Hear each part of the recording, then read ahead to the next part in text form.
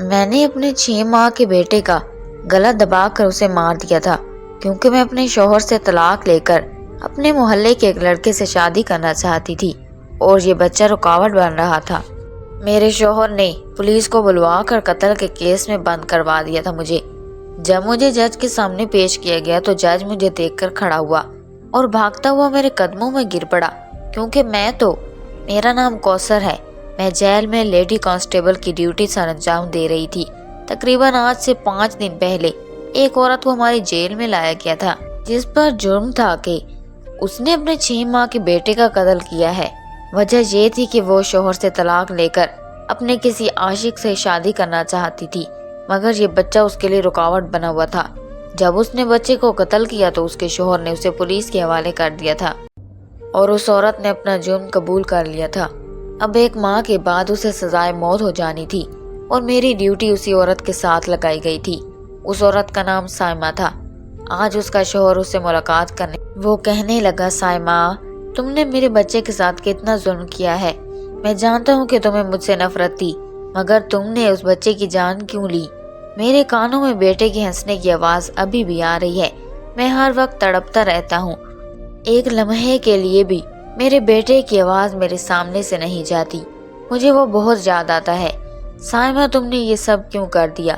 تم اگر اسے جان چھڑوانا چاہتی تھی تو تم اسے میرے حوالے کر دیتی مگر تم نے میرے بچے کی جان کی۔ سائمہ کا شوہر پھوٹ پھوٹ کر رو رہا تھا۔ سائمہ اب بھی کچھ نہیں بولی جبکہ اس کا شوہر ایسے ہی اداس باتیں کرتا رہا اور پھر 1 گھنٹے کے بعد اٹھ کر وہاں سے چلا گیا اور تب مجھے ساری کہانی سمجھ آئی۔ ایک ماں کی آنکھوں پر محلے کے لڑکے کے پیار کی پٹی بندھی ہوئی تھی جس کی وجہ سے اس نے اپنے معصوم بچے کی جان لی تھی۔ اسے اپنے بچے پر ذرا بھی ترس نہیں آیا تھا۔ مجھے سائمہ سے مزید نفرت ہونے لگی تھی۔ 2-3 دفعہ میرے سامنے اس کو قیدی عورتیں مارنے لگی مگر میں نے انہیں روکنے کی کوشش نہیں کی۔ دراصل یہ سب کچھ دیکھ کر مجھے سکون ملا تھا۔ خیر کافی دن گزر گئے۔ سائمہ ابھی تک بالکل چپ چاپ رہتی تھی۔ ایک دن سائمہ کی ایک ملاقات آئی تھی۔ میں بہت حیران ہوئی کہ اب اس سے ملنے کون آیا ہے کیونکہ اسے قید میں 1 مہینہ ہو گیا تھا۔ آج سائمہ کی ماں اس سے ملنے آئی تھی۔ میں یہ سوچنے لگی کہ آج سے پہلے اس کی ماں کہاں تھی، وہ اپنی بیٹی سے ملنے کیوں نہ آئی۔ خیر سائمہ کی ماں اپنی بیٹی سے ملاقات کر کے واپس جانے لگی تو مجھے دیکھ کر رک گئی۔ مجھے کہنے لگی کہ میری بیٹی کا خیال رکھا کرو، وہ بہت معصوم ہے، اس کے ساتھ بڑی زیادتی ہوئی ہے۔ جیل میں قیدی عورتیں اسے مارتی ہیں، تم میری بچی کی حفاظت کر کے اس سے دعا لو۔ میں ماتھے پر بال ڈال کر بولی، اگر تیری بچی اتنی معصوم ہوتی تو اپنے بیٹے کو کبھی نہ مارتی۔ یہ بات سن کر سائمہ کی ماں کی آنکھوں میں آنسو آنے لگے۔ وہ کہنے لگی، میری بیٹی بے قصور ہے، اس کے شوہر نے اپنے بیٹے کو مارا ہے۔ میں اپنی بیٹی کے لیے بڑی عدالت میں جاؤں گی اور وہ باعزت بری ہو جائے گی۔ مجھے پوری امید ہے کہ عدالت کی طرف سے اسے انصاف مل جائے گا۔ میں نے کہا، بی بی اپنی قاتل بیٹی کو چھڑوانے کی کوشش نہ کرو، یہ بری ہو گئی ہے تو یقیناً تم اس کی شادی آگے کہیں کرو گی اور وہاں بچے پیدا ہوں گے تو پھر یہ ان کو بھی مار دے گی، سارا گناہ تمہارے سر چڑھے گا۔ مجھے بتاؤ، جب اللہ قیامت والے دن تم سے پوچھے گا تو تم کیا جواب دو گی؟ سائمہ کی ماں نے مجھے شکوہ بھری نگاہوں سے دیکھا اور کہنے لگی، تم خدا نہیں ہو، تم ایک لیڈی کانسٹیبل ہو، جو تمہاری ڈیوٹی ہے اسے اچھے سے نبھا لو۔ اتنا کہنے کے بعد وہ باہر چلی گئی جبکہ مجھے گہری سوچ میں مبتلا کر گئی۔ اس کی بات سچ بھی ہو سکتی تھی، کیا پتہ سچ میں سائمہ بے قصور ہو۔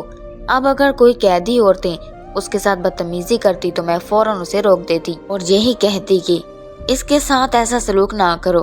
میں نے دیکھا کہ سائمہ ہر وقت اداس اور پریشان رہتی تھی، شاید اسے اپنے بچے کی جان لینے کا دکھ تھا۔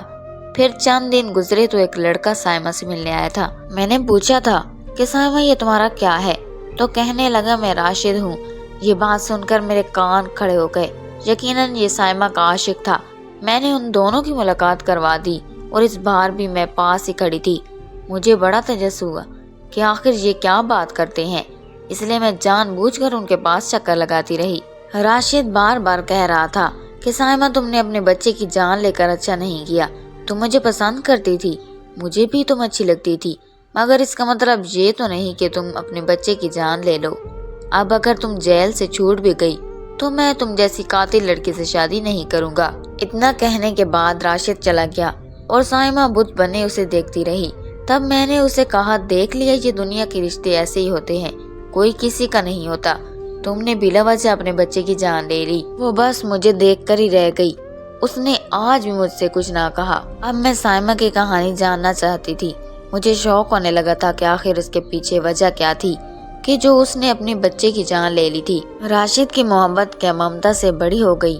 سائمہ کی کہانی جاننے کے لیے ضروری تھا کہ میں اس کے ساتھ دوستی کر لیتی، اسی لیے اب میں اس پر بڑا غصہ نہیں کرتی تھی اور اسے تاکید کیا کرتی تھی کہ کھانا کھا لو، کیونکہ وہ کھانا صرف زندہ رہنے کے لیے کھا رہی تھی، وہ تو ہڈیوں کا ڈھانچہ بن چکی تھی۔ میں اسے یہی کہتی تھی کہ اگر تم بے قصور ہو تو تم اس طرح جیل کی سلاخوں کے پیچھے مر جاؤ گی، دنیا والوں کو تم یہ نہیں بتا پاؤ گی کہ تم بے قصور ہو۔ وہ یہ سب سنتی رہتی اور پھر ایک دن مجھے کہنے لگی، میں زندہ نہیں رہنا چاہتی، میں ایسی زندگی پر لعنت بھیجتی ہوں، میں مر جانا ہی چاہتی ہوں، وہ جیل، یہ دنیا اچھی نہیں لگتی۔ اب مجھے محسوس ہوا تھا کہ سائمہ کے خاموش رہنے کے پیچھے یہی وجہ تھی کہ وہ ڈپریشن کا شکار ہو چکی تھی۔ انسان وقتی محبت کے جال میں پھنس کر اگر اپنے بچے کو نقصان پہنچا دے تو وہ بعد میں یہ سب سوچ کر پاگل ہو جائے گا، مگر اب وہ اسے یاد کرتی تھی، شاید اسے اپنے بچے کو مار دینے کا صدمہ ہوا تھا۔ وہ مر جانا چاہتی تھی، وہ زندہ نہیں رہنا چاہتی تھی۔ اس کی ماں نے کہا تھا کہ میں بڑی عدالت میں تمہارا کیس لے کر جاؤں گی، مگر سائمہ نے اپنی ماں کو اپنے سر کی قسم دی تھی اور کہا تھا کہ آپ مجھے سزا کاٹ لینے دیں، میں بری نہیں ہونا چاہتی۔ مگر پھر بھی اس کی ماں نے اپنی بیٹی کے لیے عدالت میں دوبارہ اپیل کر دی۔ پہلی پیشی پر میں اس کے ساتھ نہیں گئی کیونکہ دوسری کانسٹیبل چلی گئی تھی۔ جب وہ واپس آئی تو میں نے پوچھا کہ تم نے جج سے کیا کہا؟ تو سائمہ میری آنکھوں میں آنکھیں ڈال کر بولی، میں نے عدالت کے سامنے اعتراف جرم کر لیا ہے اور ان سے کہا میری سزا پھانسی سے کم نہیں ہونی چاہیے۔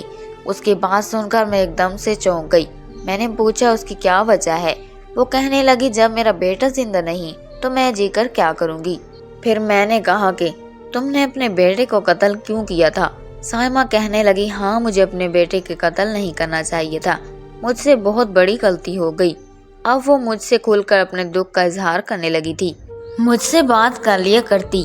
ایک دن مجھے کہنے لگی، میرا بیٹا میری طرف دیکھ کر مسکراتا تھا اور مجھے اپنے ہاتھوں سے اشارہ کر کے اپنے پاس بلاتا تھا۔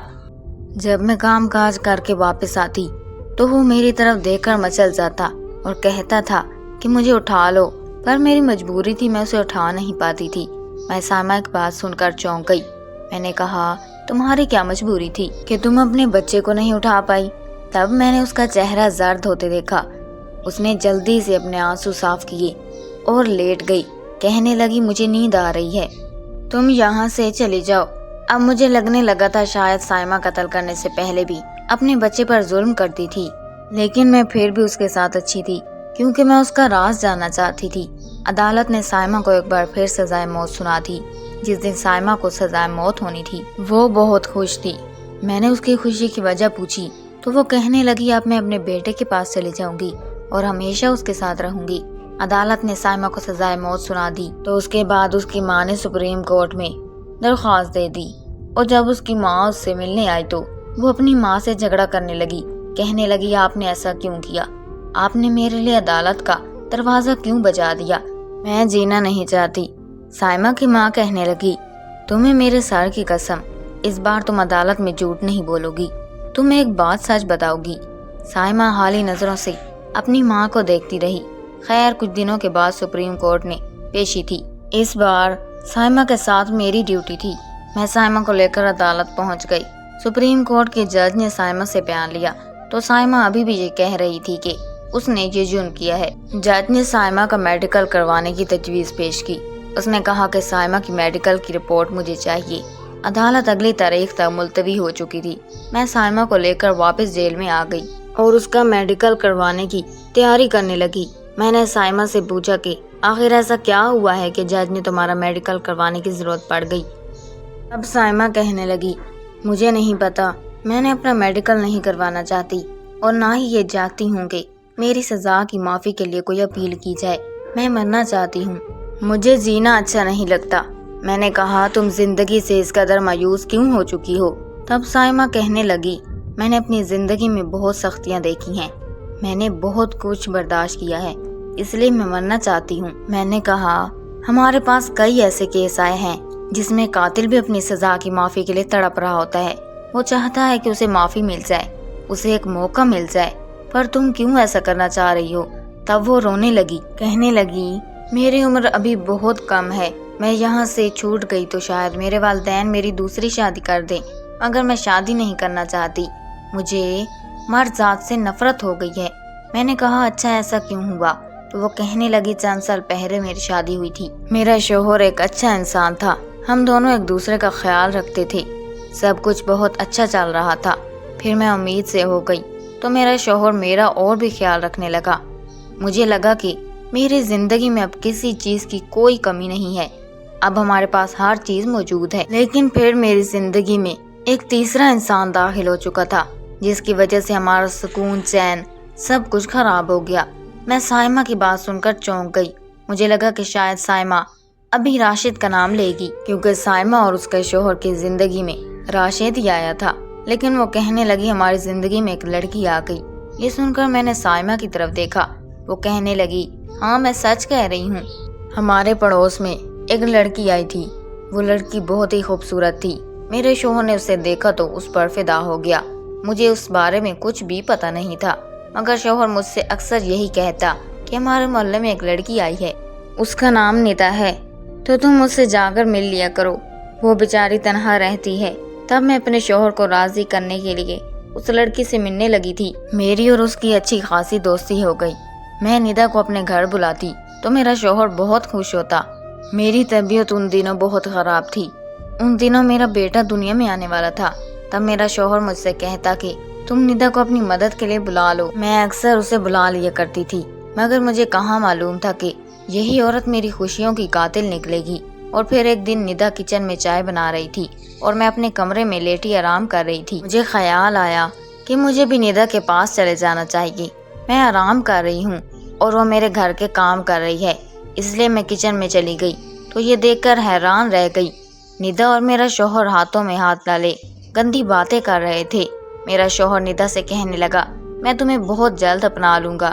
یہ سب دیکھ کر میں پھٹ پڑی، میں نے کہا اچھا تو یہاں یہ سب چل رہا ہے، مجھے تو لگا تھا کہ ندا تم میری دوست ہو، اگر تم نے تو میری جڑیں کاٹ دی۔ اور شوہر سے کہا کہ مجھے تم سے ایسی توقع نہیں تھی۔ شوہر نے میرے منہ پر تھپڑ مار دیا، اور وہ پہلا دن تھا جب اس نے مجھ پر ہاتھ اٹھایا تھا، یہاں تک کہ وہ چاہتا تھا کہ میرا بچہ اس دنیا میں آنے سے پہلے ہی ختم ہو جائے، وہ مجھے ایسا مارتا تھا کہ میری روح کانپ جاتی تھی۔ ایک دن شوہر نے میرے بازو پہ مارا تھا اور میرا بازو ٹوٹ گیا تھا، 5 دن کے بعد میری ڈیلیوری ہو گئی، ہسپتال والوں نے پوچھا کہ ہاتھ پر کیا ہوا، تب میرے شوہر نے کہہ دیا کہ سیڑھیوں سے گر گئی تھی، جبکہ ایسا کچھ نہیں تھا، شوہر نے خود میرا بازو توڑا تھا۔ میں اپنے بیٹے کو گود میں اٹھانا چاہتی تھی، مگر مجھے اپنے بیٹے اٹھانے کے لیے دوسرے انسانوں کا سہارا کی ضرورت تھی، کیونکہ میرا ہاتھ ناکارہ ہو چکا تھا۔ ابھی کچھ عرصہ پہلے میرا ہاتھ ٹھیک ہوا تھا، مگر ان دنوں شوہر صبح شام مجھ سے یہی کہتا کہ تم مجھ سے دوسری شادی کی اجازت دے دو، مگر میں نے اجازت نہیں دے دی، کیونکہ مجھے ڈر تھا کہ اگر میرے شوہر نے دوسری شادی کر لی تو میرا گھر برباد ہو جائے گا، وہ ابھی میرا دشمن بنا ہوا تھا، اگر دوسری بیوی لے آئے گا تو میرے ساتھ کیا سلوک کرے گا۔ میں نے تو اپنے والدین سے بھی اپنے شوہر کی شکایت نہیں کی، شوہر بہانے سے مجھے مارتا رہتا تھا، کبھی کہتا تھا کہ کھانے میں نمک زیادہ کیوں ہے، تو کبھی یہ شکوہ کہ کھانے میں نمک نہیں ڈالا، ایسا کچھ بھی نہیں تھا۔ مجھے اپنے بیٹے سے بہت محبت تھی، مجھے یہی لگتا تھا کہ وہ میری خوشیوں کا سہارا ہے، وہ میری زندگی ہے۔